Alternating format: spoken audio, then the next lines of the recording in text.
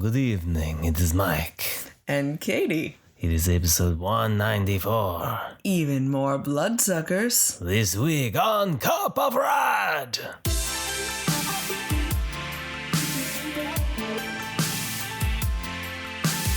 Hi, everyone. How's it going? I wish I could do a cool voice. I mean, I don't try. That's part of it. But I'm like, I have it all in my head. Like, I'll be cool Then too. try it right now. No. Go, do it. No. Cool voice, do it. Full anxiety. Anything. Then throw something in there. Nope. You're It's like a amazing that I scared can. rabbit. It's amazing that I can do this. It's like it just stops. You're just like, Just completely. silence. Well, how y'all doing? It's No. easy, just weird. You No, just gotta it be actually- okay. I can feel my body like physically trying to like squash myself so I don't say it. That's a really weird feeling. Each and every moment I watch as her skin crawls. Oh, that's a terrible feeling. She appears to be that she might vomit in this Frozen moment. anxiety, like I'm all like twitchy on my arms. We're just gonna pretend we didn't talk about Okay, this. fair enough. But you know, hey, anywhere you're at, throw on a weird voice or an accent. Just because, why not? Try it out. Look yourself in the mirror and give yourself the weirdest voice ever. Maybe I should just try it sometimes. Yeah. Stare yourself down. Yeah. I mean, I think it's the anxiety of like, it's the perfection idea of me, right? It's that and the judgment worry. I mean, I don't know. Huh. Anyways, That's crazy. on that note, that's there's something really deep crazy. and dark and like, not dark, I guess, but deep and soul searching. I don't know. That was, you get to, experience me really Like feeling the anxiety of that live feeling, oh, right? Wow. Well, it's pre-recorded. It was live, man. Just joking. That'd be fun. That would be radio. Yes. That would be radio. We would have to have an actual radio show. Cup of Rad radio. Oh yeah, I could see how that could go. Oh yeah, for a good hour. Yeah, and But I guess if we were actually doing a radio, you guys could. if it was a radio, then we could play music in between. That is true. That's what we need. We need to start a radio station. No, I could. Cup of Rad radio. Yeah, we'll be on Sirius. Just good. I'll just do that for a living now. Yeah. I'll just talk at a random, just random, and then talk. be like, "Hey, Just now find- it's time to listen You could to just go around and just randomly talk to people too. ABC 1, 2, 3." I don't know. Yeah. So, So who wants to be guests on Cup of Rad radio? wow, I'd have to like travel the world. Oh, okay. Just a man and a microphone There you and go. a backpack. Look at that. We're all constantly thinking of things that we want to jokingly start. Yeah, and that's But why we're just we are trying where to we really are. focus on the podcast itself, No, I think that's what I should take a year off and travel the Yeah, world. that's what you think? Yeah. Oh, just for the name of art, right? Yeah. Oh, okay. I can see. Yeah? A boy in his backpack and a microphone traveling the world. Uh-huh. Yeah. They'll just do toy drops every once in a while. You just like mail them. I'll be like, I'm going to be here on this date, and they'll mail back the ones I use. You can have for like these. fancy like parcel exchanges where it's Yeah. like, this came for you. Yeah. It's like, oh, I need to send something back. Where are you from? Where in the world is Mike? Yeah. Yeah. I think, yeah. I should do that. I should just give up everything for a year and see I'm what just happens. gonna disappear and travel. Yeah, because that would be when you're just doing around like that. Then the interviewing and talking to people, that's what your priority would Yeah. be. Just I walk a lonely road. So how's it going? Yeah, it's going. Life. Other than trying to ditch work. We're just, 1 week closer now to Halloween, which has been pretty fantastic. And October is flying by. Oh, Holy moly. Mike did something atrocious the other day and mentioned Christmas. One of my coworkers emailed me about how many days are till Christmas. And it's like, not until November 1st. it was a legitimate. We should start planning. I know, and I already thought about it, but then I already made a rule that not until November 1st. But I already hushed you and said, get in the corner. You're going to talk like that. Oh, goodness. Don't make me wash your mouth out. That was intense. Apparently, that's what he heard when I was like, nope, no. Yeah, so I'm going to wait until December 24th to talk about Christmas. What did you want again, Katie? Don't worry, dear. I bought all my presents for you. Here you go. See, I can be catty too. Oh. Anyways, it's still Halloween. We're still working on things. More blood-sucking vampire movies. Yes, because we decided to buckle down the hatches and do only one type of monster this Halloween. Well, there's so many vampire movies. Yes. Yeah. Yeah. And you've been very hyper focused on one. You know what? I'm kind of yes. Burnt out. No, I'm not. But the look on your face is what I'm thinking though is I kind of wish that it wasn't a Halloween based thing because nothing about it is horrific.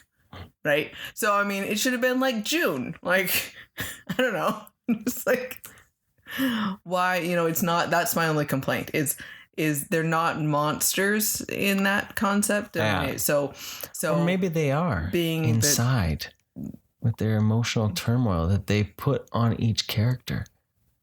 That is true. Yeah. It's a different type of monster. It's a psychological monster that gets into your head and makes you feel shitty about yourself and your allegiances. I'm going to just start talking about it and we're just going to go all backwards and topsy-turvy on this all. Well, you could go. Just... You know what? Just do it. Rip that Band-Aid off, man. Just right there. Always right Twilight time. Twilight time right out the gate. That's the Twilight sound. So I watched Twilight Eclipse. Solo movie time was back. Yeah. She had solo movie time. On continuing on this topic that you brought up about they're not monsters in any sort of horrific Halloween spooky season. They are not spooky season at all. Okay. So that's my complaint about watching them this month is I don't feel like we're watching monster movies at all. So, but I mean, it's good for us to try things out because there's a lot of vampire ones. So you always gotta try something once. Always. So the monster internal wise, like one of the characters actually, because of course Bella is trying to become a vampire. She keeps deciding that that's what she wants to do, and Edward doesn't want her to turn her. And one of his siblings like outright told her no, because if someone had given me a choice, I would never have chosen this life for me. And she always acts like she hates Bella, but she's like, I don't hate you, Bella, but I think I know you are making the wrong choice. And so she actually talked about her life and that she misses the idea of something changing and the looking forward to the next step versus being frozen in time. Yeah. So, and I think that's the kind of the one pivotal issue with an immortal is the idea of like, what are you living for? What do you do? Yeah. And that's, she's like, here, I always thought I'd grow up and I'd have a family and I have kids and I would grow old and sit on the porch idea. And she's like, but instead I'm eternally this way and I will never change. And so it's some for some, we look at it when we don't have it as that would be fantastic, especially like for her, she looks like she's in the prime of her life and like her early, 20s. And it's like, well, of course I want to be 21 forever type thing.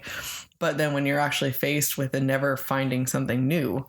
Well, think too, if however you get bit is how you stay forever, what if you're physically not happy with where you are? Like, you notice can't change, yeah. You notice that every vampire is always hot. Right.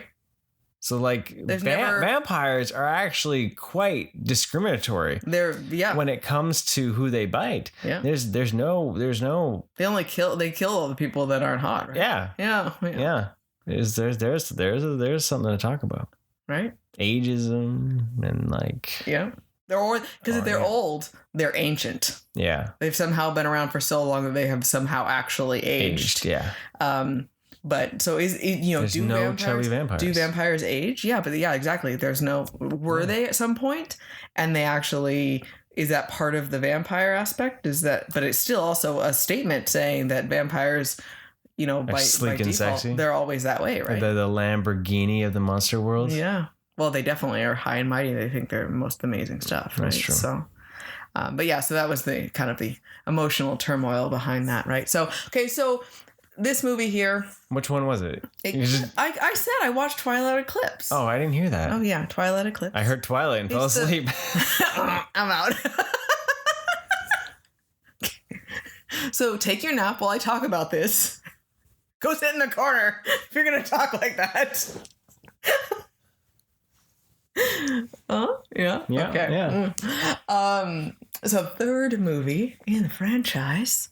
You watched 3 of these. I have watched 3 of them. So with this one, of course, now everything, the last movie had very little Edward in it because he had run away and everything like this. This was it's really getting into that heat of that love triangle, basically. It's really Jacob and Edward and battling, and her, and her dad's getting all kind of uppity that she's spending so much time with Edward and all this. So it's very much relationship based for that. But you learn more about the history of the nemesis enemy, turmoil between the werewolves and the Cullen family, specifically their clan. But so Victoria is the main villain, still coming through from the first one at the end of it. She's still trying to go after Bella, and she's ending up creating a fresh-born baby vampires, an army of newborn vampires. And you learn that they're the strongest physically for the first few months after they've been turned. Something about how still having some of their human blood, and they're brand new. It's that new and exciting thing, and they're just ravenous. So they're the strongest and the most vicious for the first few months, and basically until someone trains them. So they're just really out of control. And so she's creating a whole bunch of brand new ones to essentially, the concept is to go and kill the Cullens out. So then, but they believe that the Voltaire, I think it's called, is that high ruling family. They believe that they're actually behind it. That's their theory, that because they want Edward and Alice to join them, and they basically won't do that unless their family's gone. So they're essentially thinking that it's more of that type of thing. So there's really a soap opera, something political going on in the background, but it is it's very much of a, so this one was more interesting only because more characters are involved, and you've got so much development already happening. So there's, it's gotten a little bit more mature of a story feeling. It's not so just longing. It's definitely far away from the long, weird, awkward glances that it started out with. Yeah. But my issue is, as you start seeing that love triangle develop, I still can't. I'm still conflicted between the Edwards and Jacob, because that's what I'm more interested in. I know. So my issue is, as a character, I like Edward more, mainly because he's more calm, and he's like, he definitely has the I would actually really do anything for Bella mentality. Like, even when he's talking to Jacob, it's like, if she chose you, I would just let it go, because that's what's more important to her. Because Jacob straight up asked her, like, if she chose me, would you try to kill me? Well, no, I couldn't do that because I couldn't hurt her. Like, he has much more of, like, it feels a lot of a deeper relationship for love for her. But at the same time, Jacob is very much, I like Jacob as a character more, because he seems more, he is a bit more human, I guess, because he's not an undead, like, but he's got so much of a temper. So he's so hot-headed about things, and he's so passionate. So, like, a lot of that, when you see their different relationships, it's really a different sides of everything with that. Like, but they're much more friends. Him and Bella have a relationship that developed being friends. So it feels more real. Yeah. It feels more like Edward and Bella feels more like the Disney princess thing. I saw him once and I'm madly in love with him and I can't live without him. And they feel a little bit more codependent, where she almost feels like it's that attracted to him and I can't live without him and I'm desperate for it. And he literally told Jacob that she was his reason for living. So it's very intertwined, like destiny almost, versus Bella and Jacob, which it feels more like they're really good friends that just also happen to be attracted to each other. Yeah. And so, it's that falling. I can still feel myself being like the falling for the, it's just meant to be and it's just getting swept off your feet. It's the same feeling I had, honestly, for like the Sailor Moon feel, where it's like they were just destined to be each other, but you don't really saw a relationship, but you still get caught up in the romance and it's all Twitter pated and it's just amazing and it's fantastic. So I think I'm leaning a little still more towards the whole Team Edward camp. Yeah. But then I think about it and I'm like, but that's not cool. Like, you know, but Jacob keeps arguing that she doesn't have to change for him, right? Because she doesn't have to give up her human life. She doesn't have to give up her family and friends. She doesn't have to change to be with him. Yeah. But he's just so like, why aren't you choosing me? You're basically being dumb. Yeah. You know, and instead of really trying to almost sell himself, it's more of like, I don't know. He's so angry and angsty, and so that's where you have the problems with him, right? Because Edward is just so calm, and you know, she at one point, so he kisses her, and totally takes her by surprise. She does a really good job, because sometimes when it's like it's the surprise kiss, say she would have just leaned into it and like just let it happen. No, she visibly did a great job of acting with the "what the hell are you doing? Why are you touching me?" And she rears back and socks him in the face. Nice. But because he's so strong, she breaks her hand. She sprains her hand on his face. So that's a bit of a challenge. So that's a bit of an issue, right? But then he, you know, of course, then Edward freaks out. And they start fighting and mauling each other. But then later on in the movie, she asks him to, he's like, she basically, him and Edward have this whole deep conversation about their love for her, essentially. And like, they're actually trying to be civil towards each other, because she is telling them like, you're not going to keep fighting over me. Like, this is my choice idea. The usual love triangle BS. And that's when Edward had said, like, you know, if she chose you, then I would leave. And because Jacob basically, like, the first chance I get, I'd rip your face off. Like, she's mine. Like, that's the difference. So you have the animal versus the calm, kind of almost dead feel, right? Yeah. It makes sense. And so then they go to leave, and Edward, or Jacob, was basically going to just throw himself. He's like committing suicide almost. Like, you know, it doesn't matter. I'm just going to go. Who cares if I die in this battle, because you don't want me or anything. And so she's freaking out, trying to find any reason for him not to go. It's passive aggressive. It super is. It was terrible, right? And she asks him to kiss her, and she admits that, I do actually love you, but not as much as I love Edward. I love that guy. So apparently, though, at the same time, though, Edward, of course, he was right there. They were off he was around the corner idea, and creeping in the bushes. Yeah. Well, so she's like, "Oh, did you see that?" Well, no, I didn't have to, because of course, remember, he reads thoughts. So he's like, I was pretty much could hear Jacob pretty well, and I knew what was going on. But he's not mad, because she's like, I still love you. I still want you. And it's like, yeah, I know. So he's really confident in himself. So there's that.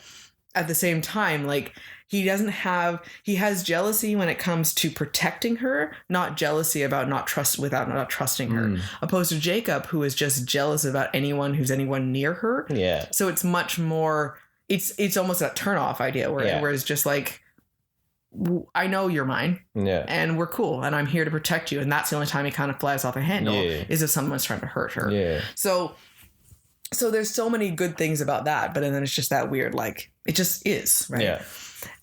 But so in the midst of all this, they're planning a battle that they've made an alliance with the werewolves. The Cullens and the werewolves are going to fight together to protect Bella and to kill this little newborn baby vampire army.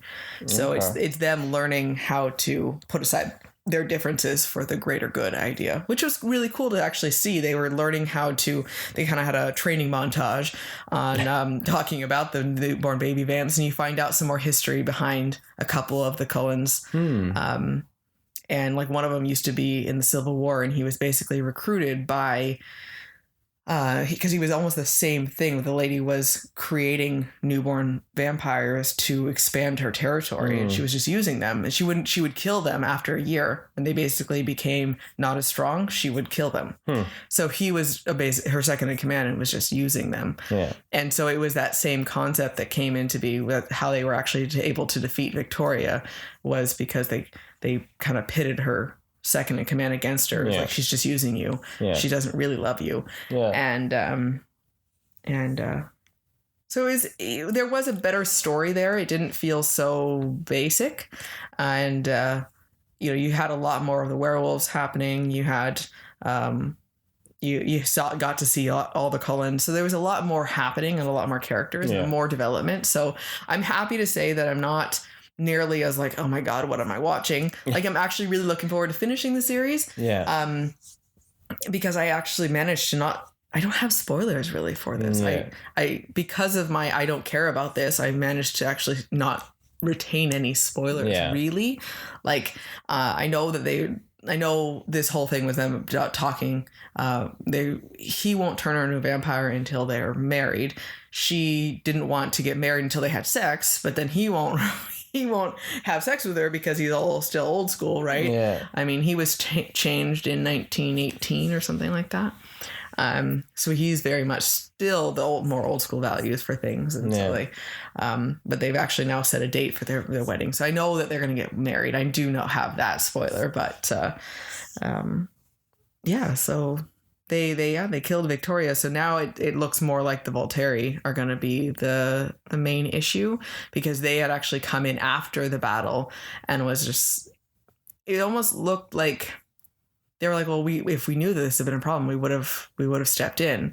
But it was a little too bureaucratic. Yeah. And to be standing up like, oh, I'm glad you took care of this for us. We would have been here, but we were busy doing other things idea, rather than like, it felt like they showed up just to show that they were showing up, rather than they should have known. They should have been there if they actually cared, and they didn't. So I have a feeling that it's going to be that issue, and because they were supposed to have changed Bella, right? So then it's that hiding from them that they didn't change her yet, and wanting them to join them, and so it's going to be a little bit more of that soap opera between the vampire world that always is there. Right? Has watching this made you want to read the books? I kept thinking about it when I was watching the movie. I'm like, okay, so some of this, because some of the times the scenes feel a little disjointed in the movies, and sometimes when that happens, books tend to do a better job of not jumping around with that. But not enough yet. Which I'm surprised about, but because it might have actually been better, but I don't know if I would give up halfway through. I'm not quite sure. Maybe I could find it at the library or something and not put any money into it. And then if I actually have to just put it down, then fine. But I actually haven't gotten that yet. Okay. But who knows? Maybe it would have been something where if maybe the little bit more of the written words of it is there. I don't know. Is it erotica essentially in how they're writing it, or is it just romance? I know it's not, but I'm just like, how is it going to be portrayed for how the movie is, right? And I don't know how that would be. But I mean, there isn't really any sex in it at all, right? They had one scene, but then he stopped her, right? So it's interesting how it would actually be written. But yeah, so far, no, I actually don't really feel like I need to read the book. But the next two ones, if the more it comes together, I don't know. But what has been your favorite on this journey so far, or the most enjoyable? My favorite movie? Yeah, what's been the one you've enjoyed the most?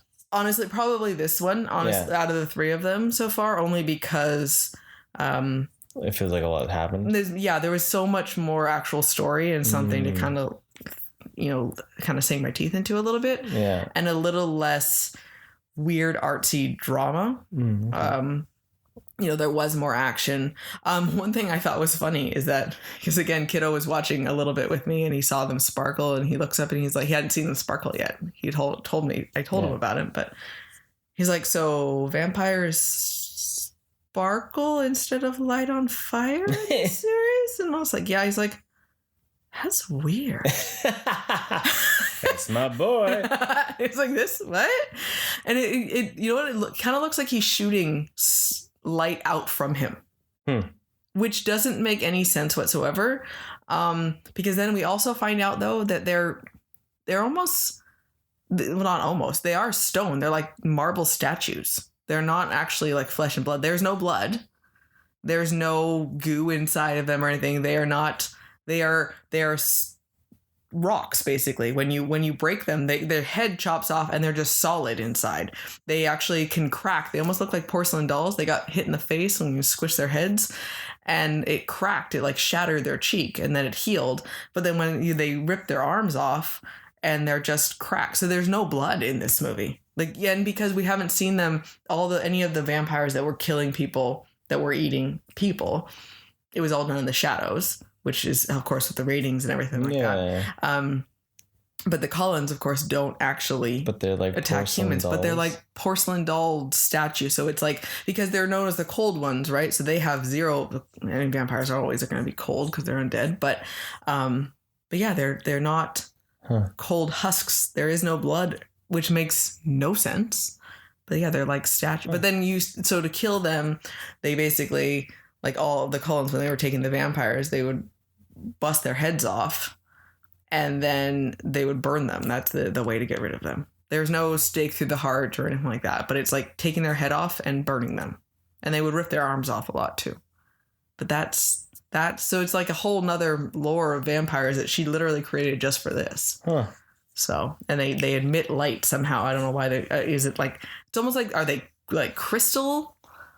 Like they're, all I can think of is like the crystal ponies from My Little Pony. Crystal ponies. I like it. Yeah. I like it. Crystal ponies. So. Okay. So there you go. That's that. But yeah, so I think I probably have enjoyed this one the most so far. We gotta find time for you to watch the other two before the end of the spooky season. I know, right? I'm gonna have I don't even know when I'm gonna do this because I got 4 hours of Twilight left. I gotta just. But some of the werewolf CG was a little questionable at some points, though. Like their back legs kind of did their own thing with some of them ones when they were jumping, which I thought was quite interesting. So, and then some of their fight scenes were so over dramatic and everything like that. But it's definitely a soap opera story, that's for sure, though. Definitely sounds like it. Yeah. So that is the current status of my love-hate relationship with Twilight. What else did we watch, Mike?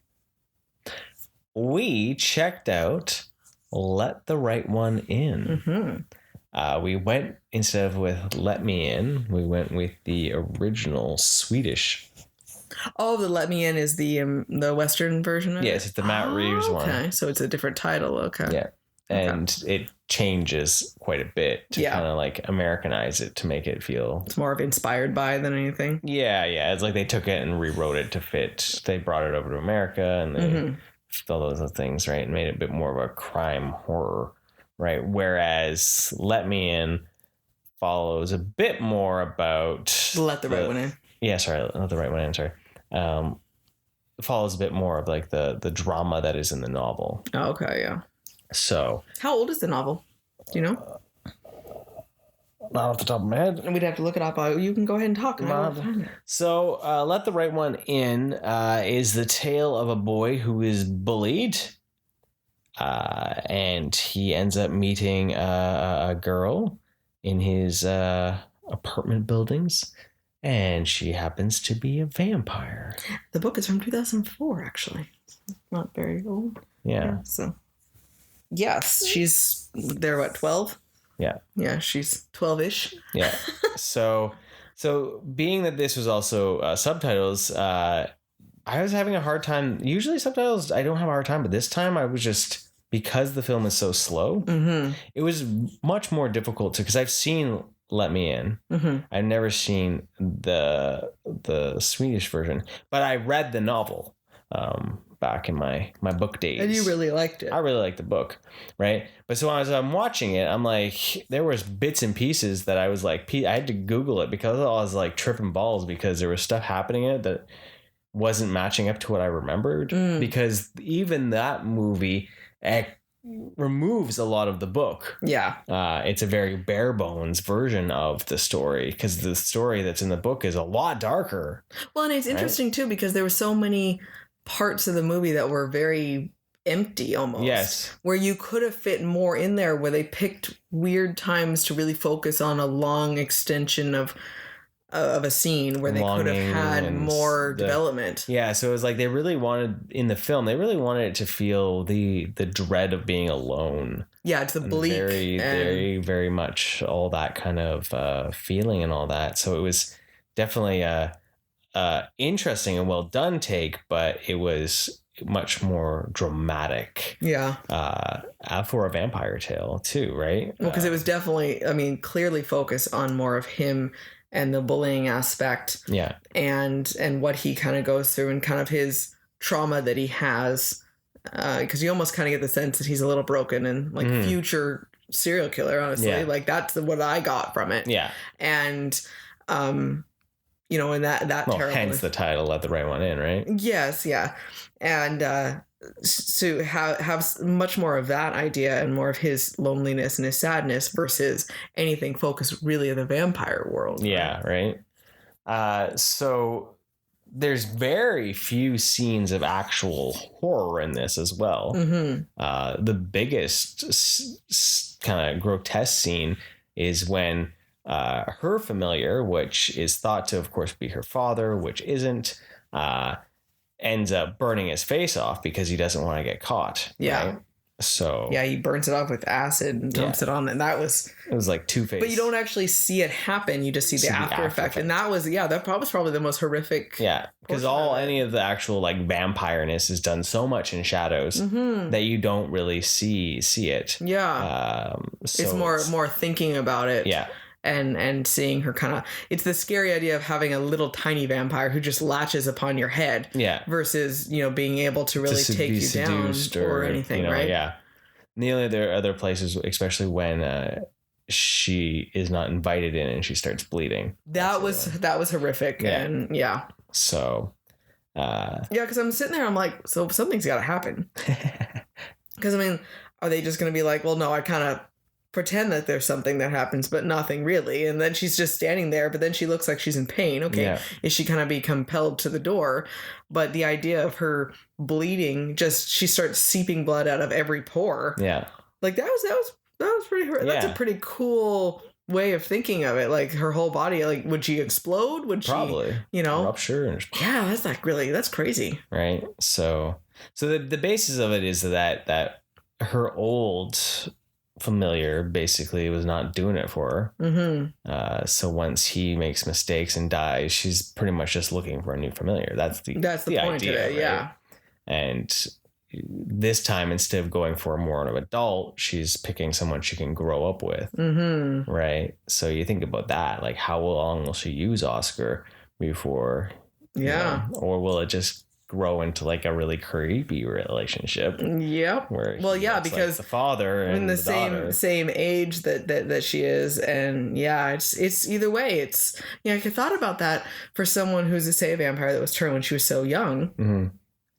and finding her way in the world, always being that size, Mm-hmm. and yet she's so old. Like your brain, you would develop experiences, but like your body's never going to go through puberty, but does your brain go through that? Like, or does your body, like, how does all that type of stuff work? Like your relationships with things, or your ability to handle things, your brain growth, all that sort of stuff. I've always wondered, like, when you have a baby, like a child turn into a vampire, like what actually happens? I mean, yeah. Philosophical question. Oh yeah. Well, technically, get better at handling emotions, or are they always like a teenager? There is that problem with the idea of like a vampire creation. Like if you want to get like to break down the actual issue that behind it, but the fact that because we grow and we change and we create pathways that in our brains that be based on the hormones and all that happen within us.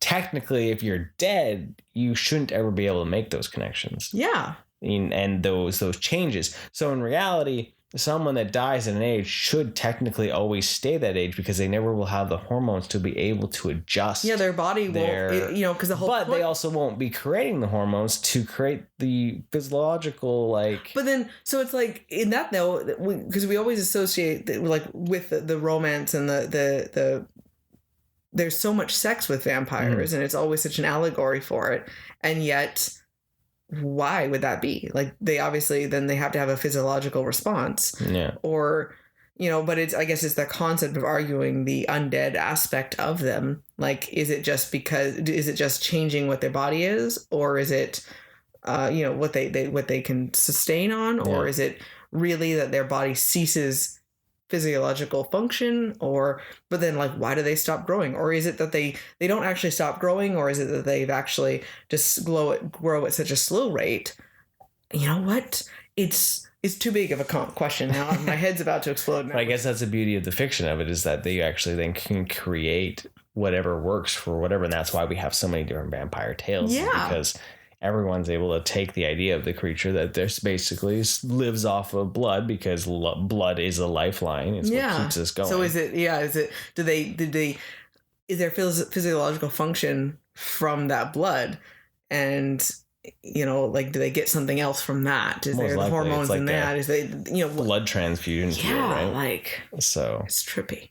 Anyways, it just got me thinking from the creepy relationship that because it wasn't really clear how she really was, because she would go from seeming like a teenager to then when she was mad or familiar, she seemed so old and cranky, and well, because they never say it actually in the movie how old they are, right? Like, they legitimately keep that, and that's why I was tripping, because I was like, I thought she's supposed to be like, a few hundred years old or something. So when I looked up, it was like she's supposed to be 200. Right? Yeah, because she just said, I've been 12 for a while. Yeah. Right. And so there are things that don't match up. So there is places where I feel like the movie definitely could have added some more plot details. Yeah. And even just the idea of, like, the familiar in the book, he's a pedophile teacher. Right. Which explained, when you told me that, I'm like, well, that kind of fits a lot more in the scenes that he was shown in. Yeah. And the way he would kind of acting. Yeah. So then he was So he goes out and kills and brings her blood, and then she lets him lay with her, right? That's and then it's just like, then you just see stuff like that. And you're like, okay, it would have been creepy, but then it would have been more horrific. So it would have been more of a horror rather than just a drama about a bullying thing, right? Yeah. So then there was, like, those little moments too where was it going with it? I totally lost my train of thought. The familiar and the... But they also kind of glaze over the fact that they talk about not just being, would you still like me if I wasn't a girl? Oh yeah, she said that a lot in the movie. So, and like in the book, it's that they were castrated before they were turned, and so they are more or less a they. Yeah, it's more non-binary. Yeah, and they live not non-binary, but the asexual, not asexual. No, I can't remember. Go ahead. Well, because they find that they're able, because they never went through puberty, they look like a girl. Yeah. So then they, they live their life that way. There was just such a quick cutaway scene that now it makes sense when you would say that they were castrated, because they doesn't really have anything down full, there. Like everything's gone. It's like a Barbie doll look to it, like. And I'm like, well, that was really weird cutaway scene. That didn't make any sense. Yeah. Well, then when you had no context for it, so it's like, because they never touch on it again. Then you should have been just let that be. Yeah. Because then if you aren't going to talk about it all, and you're not going to explain it, then it just felt weird, right? Yeah. So there was a lot of good with the movie, but then there was these missing beats that I felt like it helped to talk to you about it afterwards and fill in those gaps. Yeah.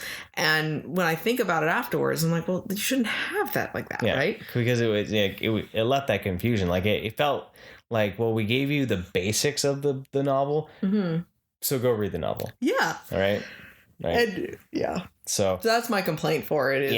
It was decent, but then you'd be better off to just read the novel. Yeah. To get the story. So there was a lot of stuff in that, like, I guess that's one thing I did like let me in, because it took out a lot of that, but it just filled it in more with horror ambiance. Oh, okay.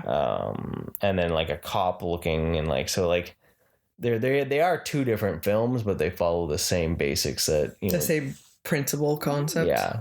Gotcha. So, and the idea is that you have to be careful of who you let in, because she basically corrupts Oscar and convinces him to because he has a crappy life, that she'll always protect him, and if he protects her, and that's why they go off. They create a codependency on that, right? Yeah. Well, and again, it's kind of a both ways as well for that. You know, for Oscar, letting in someone who's going to use him, and who's dangerous, and then even for her though, letting in a familiar that is possibly a little too traumatized and potentially crazy. Yeah. You know, that could cause issues as well for both of them. Yeah. So it really is that if you're going to be codependent on someone, make sure you know who you're codependent with. Right. But yeah, it definitely was long, and it was quiet. So it was hard to stay focused. Actually, I really struggled to stay focused watching it. Yeah. Because it wasn't interesting enough of a film of like weird shots and stuff, because it was very static. Yeah, it was. Right? It liked to just sit and stare at the scene. So then I kind of was like, I was struggling to get through that one. That was one that I struggled with this whole month so far. Is that it was just. So okay, so on your cup of rad scale here, then what do we think? Filling your cup or no? I feel like you got a good cup of coffee, but like they screwed you out of half of it. Okay. You expected like a grande, but you got a tall. Okay. And you were just like, oh man, this is really good, but like I feel like there should be more. But there should be more. Yeah. That's a good way. I would completely agree with that. That was where I go with that one. So we decided to punch things up. I didn't get my solo time. We checked out What We Do in Shadows, the movie. So we love the TV show, which we've talked about many times before. Yeah. And I've watched the movie, and I've watched the movie without Katie. No matter what she says on this podcast, I have not watched this with her. That's my disclaimer. It's true. So we have been seeing this thing on our cable box or whatever, and I'm like, okay, Mike, we got to watch this. I like the show so much. Like, we keep talking about it, and we got to watch this movie. Well, perfect time when we're doing anything about vampires. Vampires. Okay, like it's shorter too. Let's just watch this. Turns it on. Sweet. Super excited. Start watching. I'm like, okay. I remember this whole first scene. I remember him waking everyone up and introducing Peter. I remember all of this. I'm like, okay, well, maybe it was like he showed me a little bit of it. Like, just gives you a taste of like what this is. We're watching it. I could not have told you what it was about, how it was going to unfold. But as soon as I watched it, I was like, every scene. Yep, I remember this. I have seen this. When have I seen this? I know what's going to happen, and I recognize all of this, and I have seen all of this. I, again, never would have been able to tell you what was actually going to happen next. But once I saw it, total recollection of it. Yeah. Full radnesia. Full radnesia. No idea when I saw it, because Mike swears that he didn't watch it with me. I still think that I was playing Sims and he was watching it, and I was like, I don't want to care about this. I remember watching it when you went and got your hair done. See, and that doesn't make any sense. It does. No, it does make sense. How would I see it? I wouldn't have watched it without you. But maybe you tried watching it without me, and you got... I did not. I watched the entire movie. So it's like I had it on in the background, and I didn't commit it to memory. It was like it was there, but I hadn't sat and really watched it. But I literally remember the entire thing. Now I can remember, and I have it committed to memory because I sat there and watched it. And it's freaking amazing. Or the other thing is that the TV show first season is so much like the movie. No. I remember Stu. I remember all of it. I remember I remember Peter dying. I remember the cops being. I remember all of it, and I don't know why. I remember the clothes montage of them getting ready. I think we should do that as a thing. Yeah. Yeah. Of just all the crazy outfits and like, okay. Just a weird video of like shaking and dancing. So if you don't know, What We Do in Shadows is like a mockumentary kind of thing. It's a documentary thing where it's like, this film crew is getting to film vampires. It's Taika Waititi and Jermaine Clement are the two, and I don't remember what the other guy's name is. But yeah, they're vampires, and it's just like... And I remember all the werewolves. The goofiness. And so yeah, they've invited in a group of documentarians to be able to, in preparation of their excuse me, their night, the masquerade, Yeah. unholy masquerade, and so they're just following them all around and learning about them as vampires, and it's kind of just observing their life, right? Yeah. So it's like real world vampires. Yeah. Yes. I still find it hilarious. And because it's just so quirky and weird. Like you have these, so then they change him. I do remember them changing him. I remember him flying through the window. I remember all of this, and it's driving me nuts that I don't know when I saw it. And Peter accidentally changes this young kid that they were going to be eating, and then he shows up as this newborn vampire, and so then now they have a new roommate, but he isn't following any of the rules. He's telling everyone that he's a vampire, and then he ends up accidentally having a vampire hunter show up, and Peter dies. And so but he brings along his friend Stu, and Stu is like, he turns out to be kind of like a familiar for them, but he's more of their friend that they like more than Nick. Yeah. And Stu's a pretty cool guy. And so it's all about them getting to the party and all of that. All the turmoil, the relationship drama that happens between, a bunch of flatmates. Yes. Yeah. And the werewolves. The werewolves. The werewolves as well. We're werewolves. We're not swearwolves. We're not swearwolves. Yeah. Yeah. It's so well done. It's just that quirky humor that all those guys bring to. Yeah, so it's that same style, that you kind of apply to the Concords feel, and then so I mean, if you like their style, if you hadn't seen it, then there's no reason why you wouldn't. Yeah. Wouldn't you enjoy everything about it? It's humorous. It's just ridiculous fun. Yeah. And I can see why, they used it as a backbone for the TV series, right? Yeah. For the What We Do in Shadows. Yeah, and then so it's just a takeoff, an extension. Yeah. It's not those characters. It's a separate group, right? And I remember that was always confusing to me. I'm like, what are you talking about? Like, they're completely different characters, right? But it's still just that concept of vampires living together, and it's still that quirky humor, right? Yeah, yeah. I think the show is starting to surpass the movie because the characters are stronger in the show. Yes. So we actually see a lot more of you can actually see some growth and change in their relationship, and because now it's been years versus like a couple months. Yeah, right? Exactly. Right. Yeah. And then, you have the different familiar as well, because they have their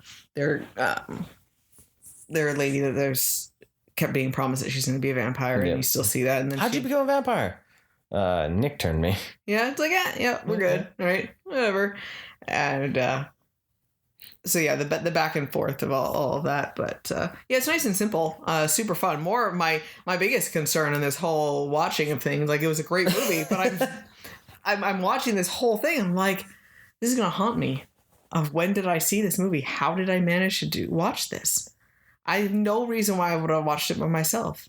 It's so weird. I have an idea. Okay. I think I remember. Oh. I think I went and visited Buddy on the Hill. And then I would have watched it by myself? Yeah. I remember that now. That's so weird. But you decided to multitask, I think. I might have actually been multitasking because I don't remember it enough. That's why I think I actually remember it, because when I actually went and Buddy on the Hill. I like that. Yeah. It's code names, I know. Yeah. Brosive. Up on the mountain. I know. You bro, but it sounds like I'm talking like I did like a shady weed deal. Yeah, no, that's something. Like that. Something. Okay. That would be about the time frame. Okay, so that would have made sense, because it wasn't like you were working or anything, but it would have been like a long time ago. So it's just super strange. Galaxy far, far away. Yeah, I don't know. Out of everything that we watched this week, though, what was the one that you enjoyed the most?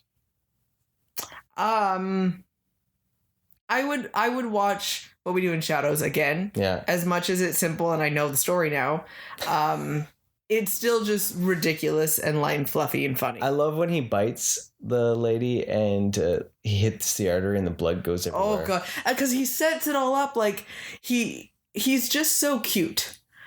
It's just so damn cute. It's just like, yep, we have to do this. It's gross, but, you know, so I try to make it nice for them. Like, we have them over, and he's laying newspaper out on the floor as she's sitting there talking. Yeah. And it's like, la-da-da, we're going to do this. And yeah, and then he bites her neck, and it just starts spurting blood everywhere. I hit the main artery, and it just makes a freaking disaster. And he's just like, ah! Yep. Vigo? Yeah, that was quite funny. Vladislav? That's the only thing is I don't remember their names well enough because Deacon? Deacon and Nick. And Peter, but it's because I don't remember the other ones because it's so basic, right? This 2,000-year-old vampire, and his name is Peter. And then you have Vladislav. Yeah, so you never really. And then Vigo, Viago. They do have Viago. Yeah. Viago. But they have. This is the thing that people hate the most when we do talk on this podcast is when we don't get names correctly, and they just sit there and you just like stew in the juices that is the I know, right? So it'd be that, and then Twilight, and then Let the Right One In. Because I mean, it with the way we've talked, obviously, I don't care to watch Let the Right One In again because of the style of movie that it was, by any means. But I think this next week we need some violence. I think we need some horror. I mean, we need something that's actually spooky, horrific. Yeah. Vampire monster. It's been really weird not watching some of the same kind of movies this year. I thought of the same thing. I'm like, all of a sudden, I'm like, we haven't watched Trick or Treat. Mm-hmm. And like, I need some tradition going on. I need a little bit of that. Play that at the Halloween thing? I know. I was wondering. We have a Halloween party. I'm thinking, but I don't think so because it's so horror based. Yeah, I know we're gonna play Rocky Horror Picture Show. I mean, I know. We could at some point say that those children are not going to be allowed in there. I mean, there's no reason why they, but I mean, depends on where the movie, if it's playing out to the street, you might not want to do that. Right. So, but yeah, thinking about some of those more kind of traditional type movies and all of a sudden now, holy crap, we have literally a week until Halloween and then Jason, Freddy, Michael Myers, Chucky, something, right? Like Chucky TV shows on. There were like 4 episodes in. I haven't watched a single one. I know, right? So November's going to be very merry. Our November is going to be full of monsters and horror. We're just going to have Halloween Part 2 in November. And like a bad sequel. Spooky season never ends. So I do think, though, that maybe next year won't be a certain monster. Yeah. And I know a lot of it too is because our schedule is so much different. Yeah. This year round, but we tried a theme. We were like trying. We always theme. Like I remember last year we'd picked a type of monster for every episode, week, right? Yeah. And I think this one, like I know I now have committed to the Twilight thing, but I think that was part of the issue is that we got to watch those. But they're definitely. But luckily, you're doing it when I'm at work, so it's. You're like, thank God, I am missing out on that one. I'm down. I am down. I actually don't even know what we're watching next week. Yeah, we have no idea, but we're gonna find something bloody and gory. Apparently, hopefully, fingers crossed with vampires. Otherwise, no, you get to join me on Twilight. I work on Tuesday. You can watch it then. Oh no, I'm just gonna have. Oh, I'm on next Saturday. No, it's Halloween party, so I don't know when I'm gonna watch this, dude. Maybe you'll never know. Katie's conclusion. I need my solo movie time and watch Twilight. Damn it! It's gonna be the most stunning, epic conclusion of their intense romance. I need to watch it. You won't even need me here for that episode. You could just do that. Well, so we'll figure it out in November, right? We're just going to pause on the Twilight and we'll just come back to it. That might have to happen, actually. And it'll be Katie's solo Twilight episode finale. The Twilight finale? Yeah. Okay, there we go. So we're going to find something. Hopefully. Fingers crossed. It's weird, though. I swear, all the streaming services get together and they say, it's Halloween. Get rid of all the horror movies. Yeah. October 1st hits. Except for all like the B ones that no one really wants to watch, but we're like somehow someone decided to license onto our platform. There's like just that one guy that's like, these bad movies are really our bread and butter. Yeah. And we gotta sign. Because you know what? What the hell else are they gonna watch? They're gonna be so desperate. These one needs to. It'll be played, and then we're gonna be like, because someone up there really loves it, and it's just their proof once a year that see people like these movies, they will pay attention to them because you gave them no other option. That's what it feels like. Yeah. That's what it feels like. That's what happens. Yeah. That's yeah. Wow, that was deep. And on that note, damn the streaming services. Thanks for joining us, everyone. Have a wonderful day. And remember, stay rad.